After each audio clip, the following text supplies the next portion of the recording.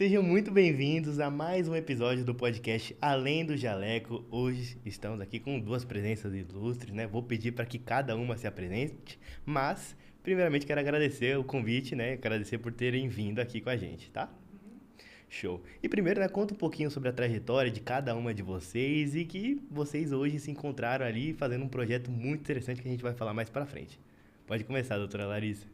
Obrigada primeiro pelo convite. Eu sou a Larissa Ethel, eu sou dermatologista, assim como a Cândice. Eu sou formada na Faculdade de Medicina de Botucatu, lá na Unesp, né, onde eu fiz o curso de graduação, né, da medicina. Depois eu fiz residência médica em dermatologia na Universidade de Mogi das Cruzes.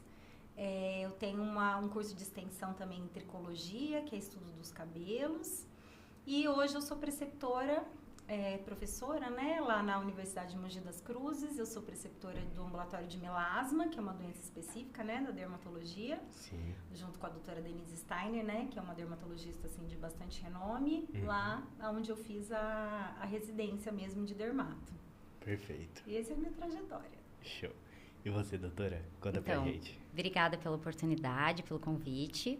O meu nome é Cândice, eu também sou dermatologista. Eu sou de Curitiba, eu fiz a minha graduação lá na Faculdade Evangélica do Paraná. Depois eu vim para cá, fiz 2 anos de residência de clínica médica e depois mais 2 anos de residência de dermatologia. Eu e a Lari, nós nos conhecemos durante a dermatologia, a gente trabalhou juntas numa clínica e a gente teve uma sintonia imediata.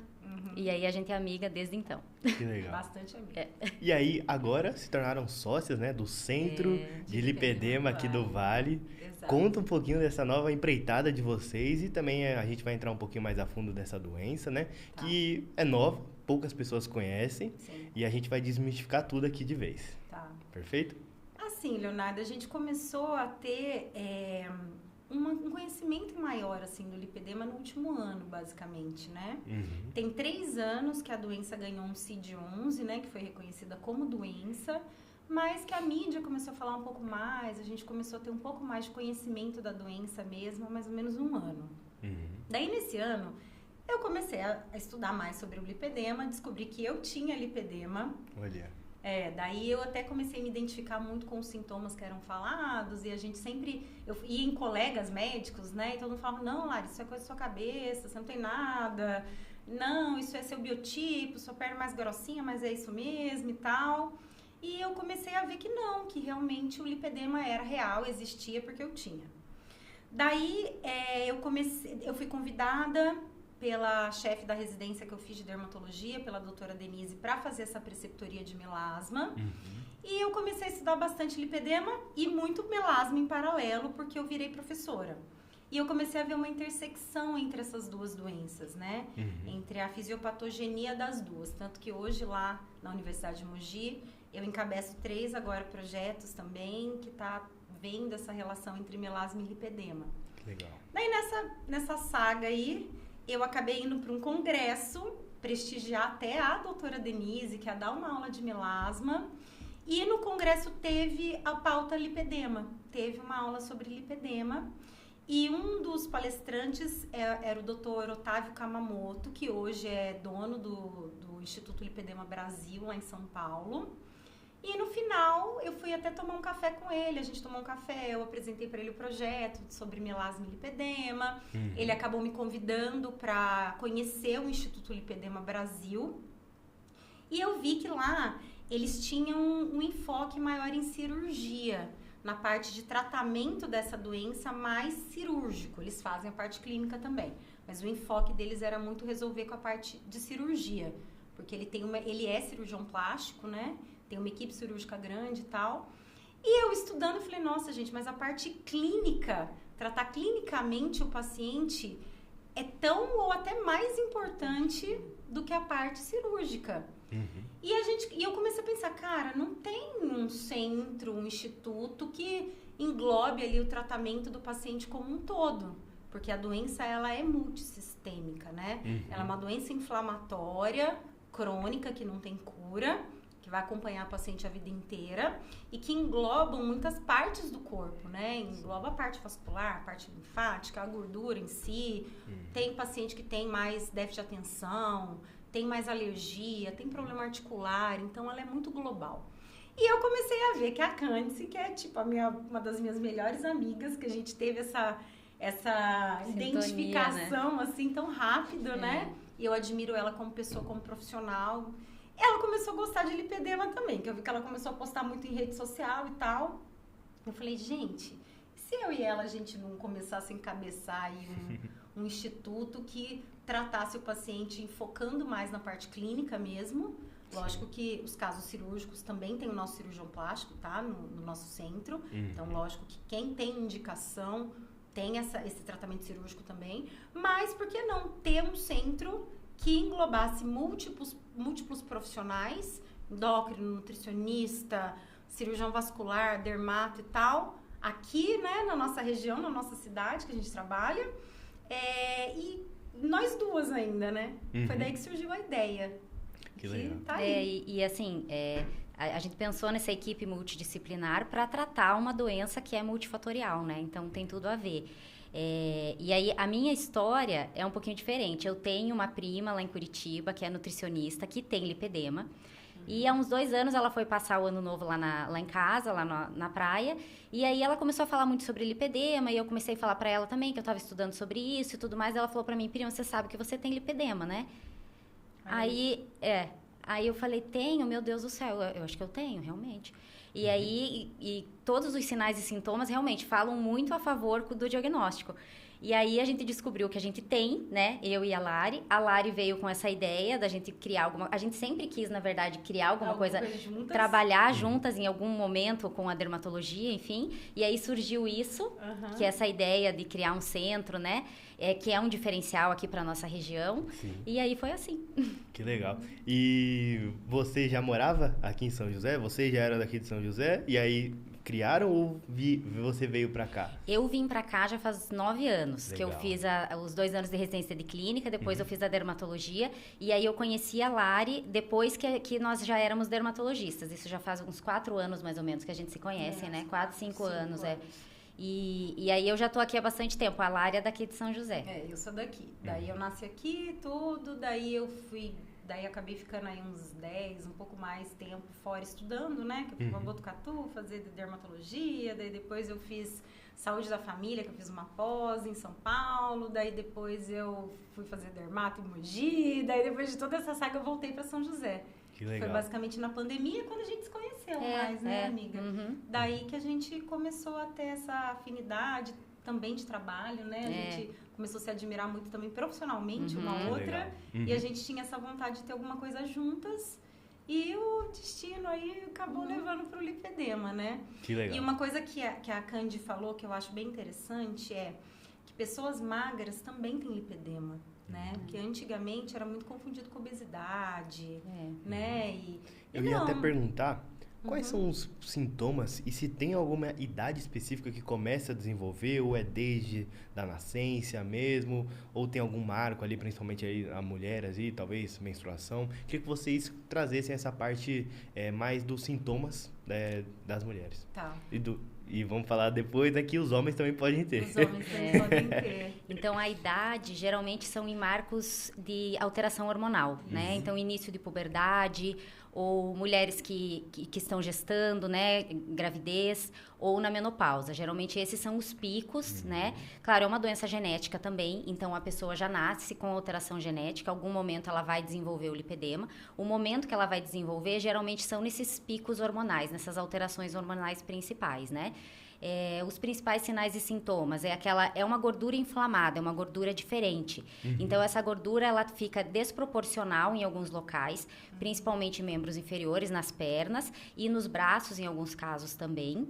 E como ela é uma inflamação crônica, quando o lipedema está inflamado, a paciente está inflamada, a gente tem que descobrir de onde que vem essa inflamação, né? Certo. É por isso também, mais uma vez, que é importante esse acompanhamento multidisciplinar, né? Porque essa inflamação pode estar vindo do cérebro, pode estar vindo do intestino, pode estar vindo da articulação, né? E como é que faz para...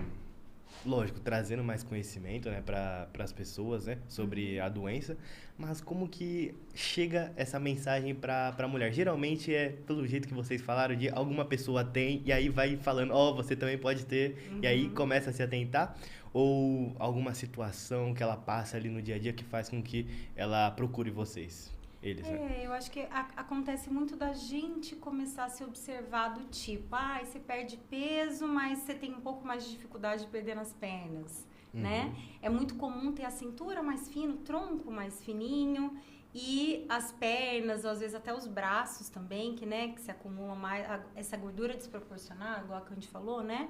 Ela é desproporcional de forma assimétrica e principalmente pegando membros inferiores e em algumas pacientes membros superiores também, braços também. Então, às vezes, a paciente vai comprar, a gente vai comprar uma roupa e você tem, sei lá, uma numeração P em cima e M embaixo. Sensação de peso nas pernas, né? Até os graus mais leves, né? Às vezes, a paciente, ela não tem ali aquela...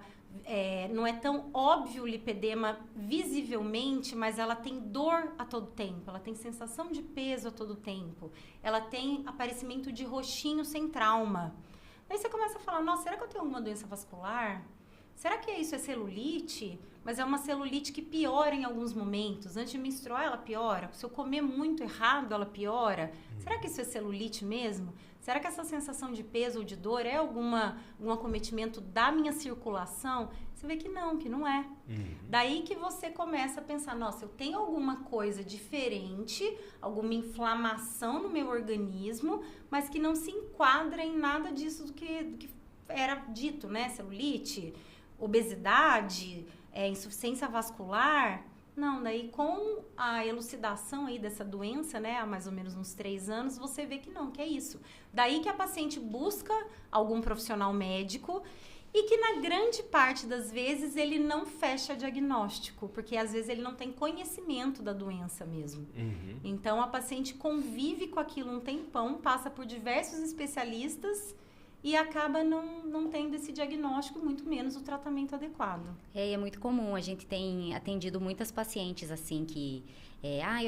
já me falaram que eu tenho diagnóstico de lipedema, já passei no vascular, daí o vascular falou que não, que era só problema de circulação, aí me encaminhou para o nutrólogo ou me encaminhou para o endocrinologista, agora eu acompanho com o endocrinologista, mas eu não sei também se eu tenho diagnóstico, então é um paciente que fica perdido aí entre os profissionais, né? Exatamente. Então não tem um acompanhamento completo, né? Às vezes nem tem o diagnóstico correto. E aí entra a importância também dos outros profissionais saberem ter o conhecimento sobre essa doença e caminhar para quem pode resolver de fato a vida dessas pessoas, né? Sim. Vocês enxergam que ainda tem essa falta de conhecimento entre os colegas médicos, outros profissionais da saúde ali para passar esse direcionamento para vocês? Tem sim, Leonardo, porque é uma doença, apesar da gente ter relatos desses sintomas de pacientes que têm mesmo essa constituição corporal, esses sintomas, desde 1940, tem 3 anos só que entrou como CID-11, né, que entrou como doença. E apesar do conhecimento ele ser muito disseminado de uma forma mais rápida hoje em dia, é difícil, às vezes, o próprio profissional acompanhar essa evolução e acreditar também, né, numa doença nova, descoberta, que ganhou um CID há 3 anos. E é tão importante a gente ter esse conhecimento multidisciplinar, por isso que a gente montou uma equipe multidisciplinar, porque a medicina, ela é muito fragmentada hoje, né? Sim. Cada profissional tenta puxar a sardinha, olhar só a parte dele. Então, eu sou dermatologista. É verdade. Não é? A gente vai olhar a pele, a gente vai olhar o cabelo, as unhas, um pouquinho ali do tecido adiposo, que faz parte da dermatologia também. Mas e a parte vascular? Mas e os hormônios dessa paciente? E por que ela está com déficit de atenção? Será que tem alguma relação? E o intestino dessa paciente? Né? Ela está desenvolvendo algumas alergias. Na verdade, a gente é um cumbo, né? Então, essa fragmentação da medicina dificulta, às vezes, o paciente ser tratado como um todo. Então, a gente, lógico que todos nós da nossa equipe, né, que a gente se capacitou, está se capacitando cada vez mais com o avanço aí das descobertas da doença, a gente tem sim uma visão global do paciente e cada especialista acaba tendo uma visão um pouquinho mais direcionada para a parte dele. Tanto que o enfoque do nosso centro é, a cada paciente atendido, a gente discute caso por caso com todo mundo. Então, por exemplo, homens têm também, né? Igual você comentou. Então, vamos supor, você é um paciente nosso do centro. No final do seu atendimento, você vai passar pelo dermato, você vai passar pelo vascular, você vai passar pelo endócrino, pelo nutri, pela físio. No final do seu atendimento, a gente vai discutir o seu caso com todo mundo. O que você enxergou do caso dele? Vascular, doutor Henrique, no nosso centro. Henrique, o que você achou do Leonardo? O que você colocou na terapia dele? E se a gente associar na dermato isso e no vascular isso? Então, assim, essa visão holística mesmo, né, da coisa, com múltiplas especialidades, eu acho que faz toda a diferença. Com certeza. Nós somos clínicas também, né? Nós somos médicas clínicas, né? Tudo começa com isso, então isso já faz muita diferença também. Eu ainda atuo como clínica no Hospital Regional aqui de São José dos Campos, e eu sempre falo para os pacientes lá, nós já temos pacientes graves lá. Eu sempre falo assim para os pacientes, o nosso organismo é uma engrenagem. Então, se você está com um problema no coração, e agora você começou a desenvolver um problema na perna, na circulação, isso é tudo interligado, né? E aí os pacientes, dessa maneira, eles conseguem entender. Então, a gente não pode fragmentar o corpo humano, tudo é ligado, né? Perfeito. E vamos entrar na parte dos homens, que é algo que novo, até que a gente estava conversando aqui no backstage, né, nos bastidores. Sim. E eu não sabia, né, mas também pode existir com os homens. E como é que é a aderência deles? Porque geralmente homem demora para procurar um médico, né? O homem tem esse cuidado diferente, né? Então, na verdade, o que a gente pensa com a parte feminina é exatamente o que a Candy falou, né? O desencadear vai ser nessas fases de mudança hormonal, né? E no homem, então, né? Que a gente acaba pensando em estrogênio quando a gente está falando da mulher, né? Hoje, o que a gente sabe é que não necessariamente tem a ver com o aumento de circulação sistêmica do estrogênio, né? Tem um pouco a ver com distribuição diferente ali nos receptores do estrogênio na parte gordurosa feminina. Tem a ver ali com até a influência da progesterona, enfim. Mas e os homens? Às vezes os homens que eles têm uma relação de testosterona estrogênio alterada. Então, por exemplo, são homens que têm testosterona um pouco mais baixa. Então, a relação testosterona-estrogênio acaba tendo ali uma alteração, como se ele tivesse relativamente um aumento de estrogênio. São homens que podem desenvolver ali o lipedema. Alguns homens que têm algumas doenças hepáticas, por exemplo, que acaba também tendo, daí sim, uma circulação estrogênica um pouquinho alterada. E não esquecendo da genética. Então, às vezes, na família dele, tem já mulheres com lipedema, ele tem a genética, e se ele tiver esse gatilho de um aumento relativo mesmo de estrogênio, ele pode sim manifestar sintoma. Quando que ele vai procurar? Homem vai procurar quando estiver incomodando. Ou a estética está incomodando muito. Ou quando a mulher dele falar. Eu ia falar isso agora. Ou quando a mulher Ou quando a mulher falar, e daí a mulher vai junto na consulta. Ou quando ele tem muita dor mesmo, né, nas pernas. Às vezes ele vai fazer o caminho igual a mulher faz, né? Procurou ali o vascular, viu que não era insuficiência venosa. Procurou um nutricionista, nutrólogo, o endócrino. Não, você tá ótimo, não tem nada. Daí ele fala, mas e essa dor na minha perna, o que é? Eu acho que é mais nesses casos aí. E aí, regulando a parte da testosterona, já alivia, então, na parte do homem ou não? Não necessariamente. Porque é uma doença crônica e que não tem cura. Tem controle, mas não tem cura. Então, ele já tinha genética. Ele tem ali essa alteração que pode ser a justificativa do desencadear dessa doença, né? Uma vez desencadeada, a gente tem que coordenar. Ela não vai ter cura, né? Ela vai ter um controle, que é por isso que tem o nosso centro, é para te ajudar a ter uma qualidade de vida melhor, uma estética melhor. Não é uma receitinha de bolo, não é um itemzinho só que a gente vai mexer e que vai funcionar. Então, não, o homem está com baixa de testosterona, vamos só aumentar essa testosterona aqui que vai funcionar? Não, a gente tem que olhar ele sistemicamente. Agora ele tem uma doença que desencadeou sistêmica e crônica. Senão a gente pode piorar alguma coisa que às vezes estava estacionadinha ali, então Tem que ser um acompanhamento multi por isso, sabe? Esse é um dos motivos. Isso, e é inflamatório, E né? é inflamatório, Se você é. coloca uma testosterona, pode aumentar a inflamação. Isso, o então sintoma tem dele que... até piora, né? Se for no time errado ali. Entendi. E falando um pouquinho mais sobre o centro de vocês, né? Muito bacana. Vocês falaram, né, que é multidisciplinar. Sim. Como que é pro paciente que vai passar com vocês, como que é todo o processo que vai acontecer com ele? Para, de fato, ele ter esse resultado, né? Ter essa melhora. Uhum. A gente tem, assim, a porta de entrada vai ser praticamente fazer uma bioimpedância, né, amiga? Pra gente ter uma noção da constituição corporal desse paciente. Ele já vai responder alguns questionários que a nossa secretária já vai enviar para ver tanto de sintoma, quanto até isso, né? Quando que começou, tem alguém na família, enfim. E depois a gente tem a possibilidade do paciente, às vezes, que não quer passar com a equipe inteira. Ele quer passar, por exemplo, com a gente, só para ver se de fato o diagnóstico é lipedema e tal. Mas tem a possibilidade dele já passar com toda a equipe. Que vai ser o nosso carro-chefe, O né? nosso foco é esse, Que vai ser o nosso plano mais básico, assim, de tratamento, que vai ser ele passar por todos os profissionais. Então, vai passar com a gente da dermato, vai passar com o vascular, vai passar com o endócrino, tudo no mesmo dia. Vão ser umas 2 horinhas ali que ele vai ser visto pela equipe inteira. E a gente precisa entender quais são os sintomas dele, se ele está muito inflamado ou ele não está tão inflamado, qual é o gatilho, igual a Candy falou, que está piorando essa inflamação da doença. Às vezes o gatilho é o glúten que ele come, entendeu? Às vezes o gatilho é o sono que ele não tem, a função intestinal dele, a parte hormonal que está completamente descompensada. Daí, a partir dessa avaliação, que vai ter ali o foquinho com cada especialista, né, por assim dizer, a gente traça um plano de tratamento para esse paciente. E ele tem que entender que não é uma doença curativa, é uma doença que tem controle. Então, ele tem que ter a parte dele de disciplina e a gente vai estar sempre olhando ele ali para acompanhar ele durante a vida dele e manter essa doença controlada. E hoje o nosso centro, ele consta com eu e a Larissa, né, que nós somos as dermatologistas do centro, com o cirurgião vascular, com o cirurgião plástico, com a fisioterapeuta, com a endocrinologista e com a nutricionista. E o nosso foco é aumentar nossa equipe ainda, né?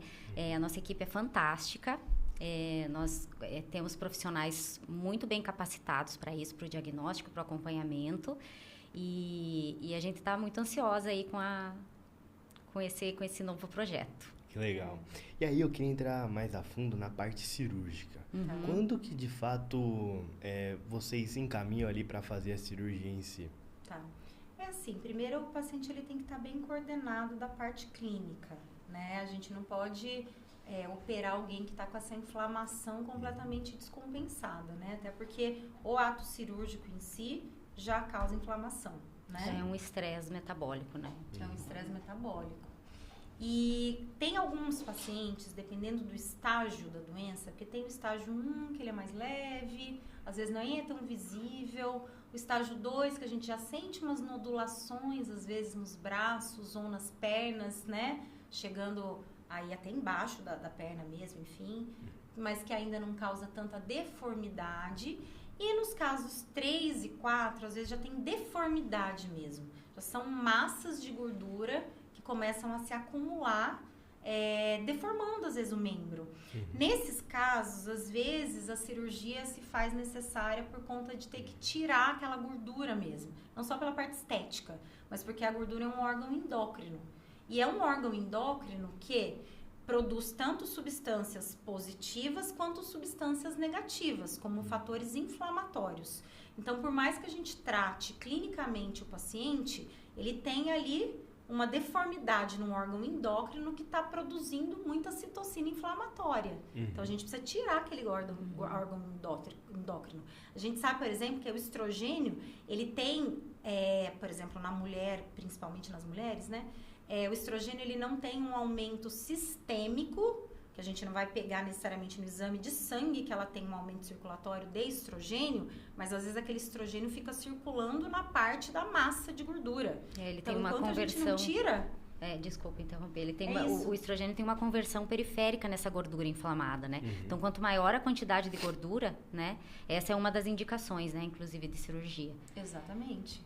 Claro que E até para complementar o que você vai falar, claro. Qual que é o resultado que a paciente pode esperar de fazer a cirurgia? Então, o que eu ia dizer só para entrar nesse assunto, né? A minoria dos casos vão ser os casos com indicação cirúrgica, Sim. né?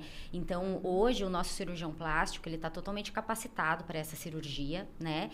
É um procedimento que tem os seus riscos, como qualquer procedimento cirúrgico, né? Quanto mais avançado, quanto maior é o grau desse lipedema, maior é o risco, né? Mas a partir do momento que consegue retirar essa gordura inflamada, o mais importante são os cuidados pós-operatórios, que é uma coisa que a gente também faz parte do nosso centro. Então, o paciente que vai ser submetido à cirurgia, ele vai ser cuidado no pós-operatório, com drenagens diferentes, com equipe diferente de enfermagem, de curativo, com a equipe de nutrição, não, de fisioterapeuta, para fazer a drenagem específica para isso. Então, tem que ter o cuidado pós-operatório, né? Eu acho que isso que é o mais importante, principalmente nesse pós-operatório imediato, né? Para que o resultado seja cada vez mais satisfatório. Perfeito. Não, isso que você perguntou também, Leonardo, o paciente tem que entender que a cirurgia não é curativa. Exatamente, Tá? exatamente. Então, fazendo um paralelo com cabelo até, que eu gosto bastante. É igual o transplante em quem tem calvície. O transplante não cura calvície. O transplante, ele pode ajudar no tratamento, mas o paciente tem que continuar tratando clinicamente a calvície dele. No lipedema é a mesma coisa, Exatamente. né, amiga? A gente tira ali a gordura, porque vai ajudar nessa conversão ali em estrogênio, que está piorando o quadro inflamatório da paciente, porque ela tem que continuar fazendo o tratamento.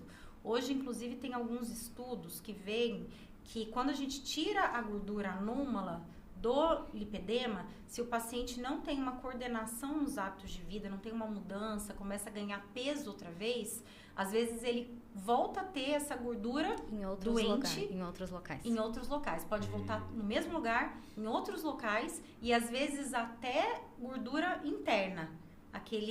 Gordura visceral. Gordura visceral. Então, pode piorar os exames mesmo desse paciente, aumentar colesterol, triglicéridos. Então, tem que tomar cuidado. O paciente que faz a cirurgia e não melhora os hábitos de vida e não trata clinicamente, ele pode, inclusive, piorar o quadro dele se ele ganhar peso outra vez. Entendi. Tá? E como que vocês veem a parte acadêmica hoje, que é uma doença nova, Sim. né? Que é recém descoberta, né? Vamos dizer assim.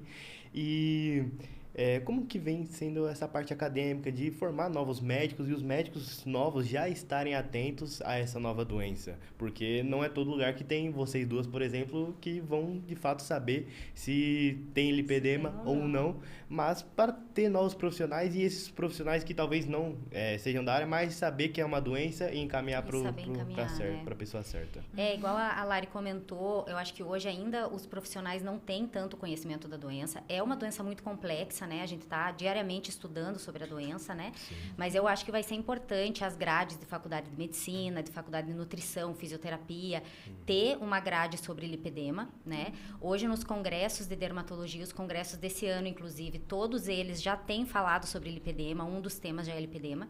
E eu e a Lari, nós temos a ideia de fazer uma aula até sobre o tema e depois fazer um curso, exatamente para isso, objetivando treinar e mostrar para os médicos e para outros profissionais da saúde, não só médicos, né, a importância de entender pelo menos sobre essa doença, né, e poder encaminhar, né, e saber encaminhar, porque um pouquinho você tem que entender para você saber para onde que esse paciente vai ser encaminhado. Sim. Hoje eu acho que a gente tem que tomar muito cuidado com o que vem na internet, né? É muito legal isso do conhecimento estar mais disseminado, né? Ele ser ali mais de fácil acesso, só que a qualidade do conhecimento ali, né? Da informação, ela sempre tem que ser avaliada. Então, hoje é muito fácil a pessoa falar, nossa, existe lipedema, eu vou começar a tratar, ou eu vou começar a falar sobre. Mas é uma doença super complexa, né? Então, isso que a Candy falou mesmo, da importância de talvez ter que entrar mesmo na grade curricular da graduação de medicina e tal, é muito, muito importante. E é uma doença que dá sim para ter vários braços de especialidades tratando, né? A dermatologia trata tecido celular subcutâneo, que subcutâneo é da cutis, é da dermato, que é a gordura. O endócrino vai tratar essa parte, porque tem envolvimento hormonal, né? Muitos pacientes têm problema tireoidiano associado, então o nutrólogo, né, por razões óbvias ali, ele tem que saber usar nutracêuticos e etc. para ver essa parte inflamatória, de energia mitocondrial, enfim, que envolve a doença. Só que, inclusive, na parte dermatológica, eu até já dei algumas aulinhas de lipedema pro pessoal da dermato, porque na dermatologia eu acho até que tá sendo introduzido bem lentamente. Bem aos poucos, Já tem nas aulas, né, amiga, nos congressos que a gente tá indo, mas ainda é uma questão meio superficial quando é dada as aulas. Acho que na endócrino, na nutrologia, tá até um pouquinho mais afunilado ali. Mas é isso, o profissional ele tem que se comprometer a estudar a fundo o que ele vai fazer. Quando tem um conhecimento superficial, é interessante de saber como encaminhar. Ah, não, bati o olho. Nossa, será que isso é lipedema? Vou encaminhar para quem está ali se especializando nisso. Sim. Ou não, quero trabalhar com isso. Tem que estudar a fundo. É complexo. Não é qualquer coisa que dá para ser feita. Hoje tem muito modismo, né? Ai, tem se a eu receitinha. fizer a dieta se eu usar a caneta, se eu fizer fizer essa dieta um mês. Não é tem assim. muito foto de antes não e tem depois milagre, no Instagram, não tem. Milagre. Olha como ficaram as minhas pernas depois que eu fiz o protocolo X. Se fosse assim, né? Na minha clínica eu tenho o protocolo. Calma, gente. Será que... Teve um dia desses que eu atendi uma paciente que me procurou por lipedema. E ela perguntou pra mim assim, doutora, desculpa, mas como que o dermatologista pode ajudar no lipedema? Eu falei, não, mas isso é uma dúvida muito comum, né? Dermatologista trata pele subcutâneo, como a Lari falou, né? Então, a gente vai tratar, de qualquer maneira, a melhora do lipedema vai mostrar uma melhora na aparência da pele, a melhora dos sintomas, principalmente. Então, não é só estético, né? É muito mais importante a melhora no sintoma desse paciente, né? E nós, dermatologistas, podemos fazer as tecnologias, né? Sim. Que é o que a gente tem de mais avançado hoje, né? As tecnologias para o tratamento do lipedema, para ajudar aí no tratamento do lipedema. Claro, nas pacientes que têm indicação de, né? Nem todas as pacientes têm. Exatamente. Certo. E é o que a Candy falou, né? A parte... estética, ela não é menos importante, mas ela é ali o final do tratamento. É o final do tratamento. Né? E as tecnologias, como ela falou, é uma das coisas que a gente tem de avanço, né, da ciência, que a gente tem aí para oferecer também, para melhorar sintoma, obviamente, mas principalmente a parte estética, que não é menos importante, e que a gente tem no nosso centro também, né? Porque daí faz parte bastante ali da dermato, né? Que a gente pensa muito nisso, de diferenciar a celulite, por exemplo, do lipedema. O que eu posso fazer numa celulite de verdade? O que eu não posso fazer no lipedema que eu faria numa celulite? Em que fase fazer aqui, isso ou aquilo? Então, isso é uma coisa que a dermato tem muito de diferencial, né, Candy? Perfeito. E entrando mais no serviço público, né? Como que tá a saúde pública relacionada ao lipedema? Consegue acompanhar? O SUS tem algum protocolo que ajuda, de fato, essas mulheres e homens também que precisam desse apoio? Ainda não, né? O SUS é uma coisa fantástica, né? É uma coisa que o Brasil tem de super diferencial, né? Mas o lipedema, como ganhou o CID-11 aí, esse reconhecimento como doença muito recente, ainda não tem nenhuma cobertura ali do SUS em relação a tratamento. E acredito que os profissionais ainda estão se capacitando, né? Igual a gente comentou, muitos ainda nem sabem da existência da doença, o que dirá como tratá-la, né? Acredito sim que daqui uns anos vai ter uma cobertura pelo SUS, sim, né? Porque é uma doença crônica, inflamatória, que prejudica a qualidade de vida, prejudica até a saúde mental também, né? Pela parte estética, por dor crônica, enfim. Mas que hoje a gente ainda não tem.